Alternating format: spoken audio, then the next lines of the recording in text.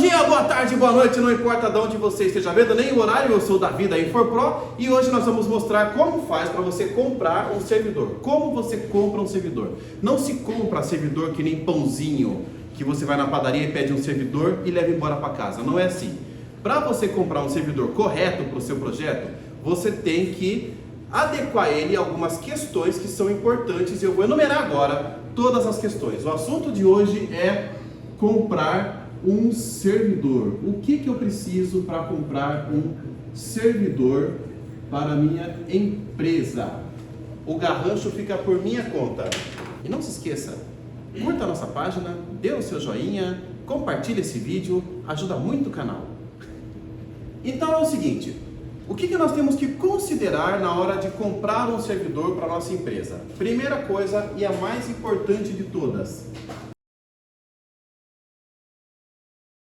Atenção, dimensionamento. Você precisa dimensionar o seu equipamento. O que significa dimensionar? Adequar o seu equipamento ao projeto. O que determina qual equipamento você vai usar não é o preço nem a configuração, mas sim o que ele vai fazer. Então você tem que ver o que você vai fazer, o que esse equipamento vai rodar. Vai ser banco de dados? Vai ser backup? Vai ser file server? Vai ser banco, vai ser SQL? Vai ser AD? Vai ser virtualização? Dependendo do que for rodar, existem características diferentes para cada servidor. Por exemplo, vou dar aqui alguns exemplos práticos. Se você for rodar virtualização, Hyper-V, Xen, VMware, virtualização de qualquer natureza. Virtualização é um negócio que consome muita memória. Então, se você for gastar com virtualização, tem que considerar uma máquina que privilegia memória. Se você for fazer file server, servidor de arquivos, ou se você for fazer backup, servidor para backup, por exemplo, aí já é um servidor que consome mais arquivo, mais espaço em disco. Aí é uma máquina que privilegia HDs, espaço em disco. Se você for montar um servidor, por exemplo, para banco de dados, ou se for discador, ou se for um web server, colocar seu sitezinho no ar aí, daí ele vai privilegiar processador.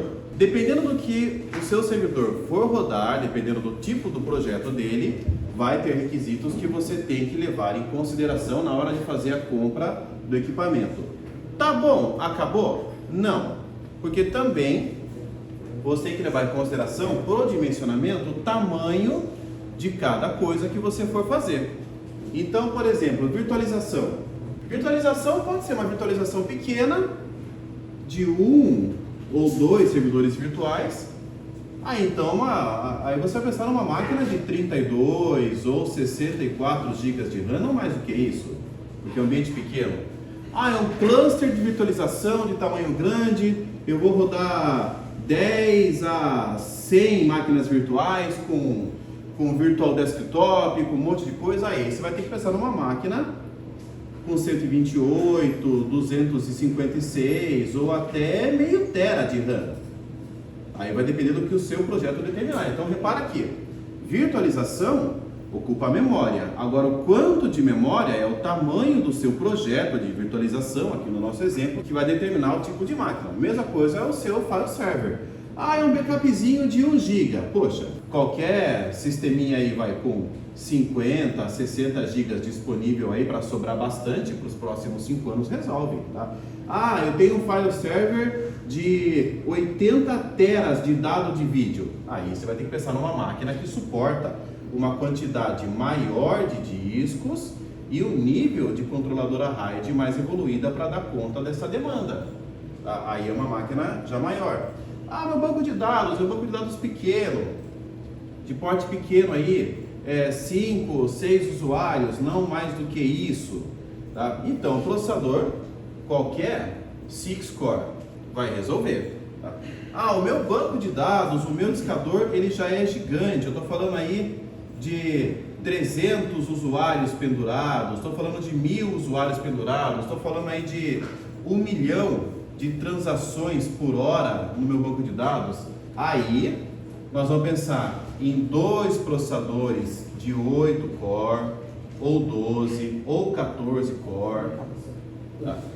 Que aí você vai ter uma thread de paralelismo de processador gigante. Aqui 24 core, por exemplo, você vai ter aí 28 threads disponíveis para você. Vai aparecer para o seu sistema operacional, vai aparecer quase 50 processadores para ele trabalhar com paralelismo. E aí ele dá conta. Então, dependendo do seu projeto, do seu dimensionamento, você vai ter uma situação diferente para você considerar na compra do seu servidor. Beleza? Segundo, deixa eu apagar isso daqui, compatibilidade. Tá? O que é compatibilidade? Não adianta só você escolher um servidor. Você tem que fazer uma análise para saber se essa máquina é compatível com o sistema que você vai colocar.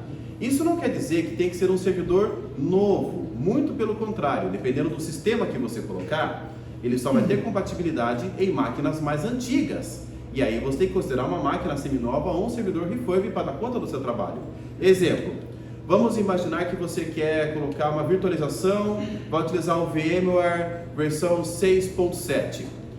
Você não pode pegar uma máquina tão antiga, porque nem todo servidor muito antigo é compatível com essa versão de VMware. Entretanto, se você tiver com o seu sistema rodando em VMware 6 e não puder migrar por questões de compatibilidade de máquina virtual, você não pode pegar um servidor super novo, porque ele também não vai ser compatível com o VMware. A mesma coisa com Windows, por exemplo. Windows Server 2022. Você tem que analisar a tabela de compatibilidade do fornecedor, no caso da Microsoft, para saber se a máquina que você está pegando é compatível com o sistema operacional ou não. Ah, mas a minha rede é antiga, está rodando tudo em Windows 2016 ainda. Ok, tem que ver se o hardware que você vai comprar é compatível com esse sistema operacional. Ah, mas eu estou usando Solaris, estou usando FreeBSD, estou usando pfSense. Então, veja que você tem uma nuance muito grande de softwares que você tem que ter e que tem que ser compatível com o seu servidor. Então, compatibilidade é a segunda análise. Você tem que saber se o software que você vai usar, se o sistema que você vai colocar é compatível com o hardware que você está comprando. Não basta ser rápido, não basta ser bonitinho, não basta ser barato. Tem que ser compatível. Do contrário, você vai comprar um peso de papel de 50 quilos e vai ficar sem servir para o seu projeto. Qual que é a outra coisa? Preço. Veja que eu coloquei a questão do preço como o último item de importância, porque preço é um detalhe. É importante comprar barato? É. Até porque você não vai conseguir emplacar projeto nenhum na sua empresa se você mandar para o diretor um projeto extremamente caro. Então, preço é importante. Só que o preço só vai ser importante se ele atender antes os outros 2 requisitos fundamentais para que a máquina funcione, para que a máquina atenda o seu projeto. Então, primeiro ela tem que ter um dimensionamento adequado. Não pode sobrar hardware porque você vai pagar demais. Não pode faltar hardware porque vai ficar lento. Então, ela tem que ter o dimensionamento correto. Ela tem que ser compatível para o seu projeto funcionar na máquina que você está adquirindo. E aí sim, dentro desses requisitos, você escolhe o melhor custo-benefício. Então você pega lá os 3, 4, 5 modelos diferentes que você conseguir e analisa qual deles que vai oferecer o melhor custo para você. Tem ainda uma outra variável dentro do custo que eu deixei para o final e que tem que ser levado em consideração, que é, adivinha? Redundância, ou, se quiserem chamar, disponibilidade. Isso aí é necessário você considerar a disponibilidade do seu projeto, e essa disponibilidade ela é colocada diretamente no preço do seu servidor. Vou explicar melhor. Seu projeto é um projeto altamente disponível, onde a falha não pode ser tolerada, ele não pode parar de forma nenhuma. Vamos imaginar que você está comprando um servidor por uma usina hidrelétrica, cuja parada pode gerar um desastre ecológico. Vamos imaginar que você está comprando um servidor por um hospital, cuja parada pode resultar em perda de vidas. Então esse é um projeto crítico, ele não pode parar sob nenhuma circunstância. Portanto, você tem que considerar que esse servidor tenha recursos de redundância que impeçam que ele pare em qualquer circunstância. Se necessário for, inclusive comprar 2 servidores. Então esse servidor, ele precisa ter redundância de fonte, ele precisa ter redundância de disco, ele precisa ter redundância e otimização de memória, de sistemas embarcados. E quanto mais redundância essa máquina tem, maior é o preço final. Lembrando, a redundância não tem a ver com o dimensionamento. Você pode ter máquinas com processadores muito baixos, mas com muita redundância que não para sob nenhuma circunstância. Provedores de internet. Todo mundo fica bravo quando a internet cai. Ela não precisa ser uma máquina extremamente rápida, mas tem que ser uma máquina extremamente disponível, porque ela não pode parar. Então esse é um exemplo em que você tem que ter muita redundância e um dimensionamento relativamente bem pequeno, tá? Seu projeto é pequeno. É um escritorinho de contabilidade. Se eu reiniciar o servidor, o pessoal volta para casa, vai trabalhar de home office, desce lá no seu Pedro, pega uma coxinha com catupiry, come lá e toma um café enquanto a máquina volta. Tá todo mundo de boas no negócio, tá? Pode esperar 1 hora. A máquina pode parar. Eu posso ficar um dia inteiro sem servidor, que o pessoal vai ficar chateado, vai ficar fuçando na orelha do cara do TI, mas está todo mundo vivo e feliz. Então pode ser uma máquina com pouca redundância, tá? Então pode ser uma máquina com uma fonte ou 2 fontes que não sejam tão críticas, uma máquina com um sistema de RAID menor ou sem RAID, o que não é nem um pouco bacana, mas existe essa possibilidade. O modelo de máquina menor e reduzido. E aí, quanto menos disponibilidade você vai ter para essa máquina, menor vai ser o preço dela. Lembrando que o contrário também é verdadeiro.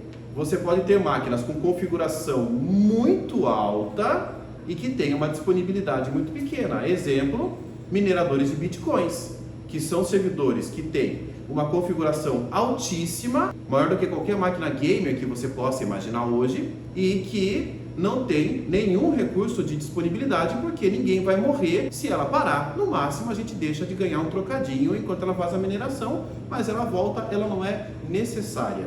Tá? Então esse fator influencia diretamente no preço e tem que ser levado em consideração pro seu projeto.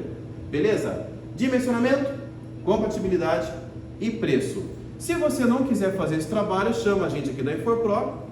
A gente consegue entender o seu projeto, escuta a sua necessidade, levanta as opções e dimensiona junto uma máquina que possa atender o seu projeto. Beleza? É isso aí, até o próximo vídeo, moçada. Tchau!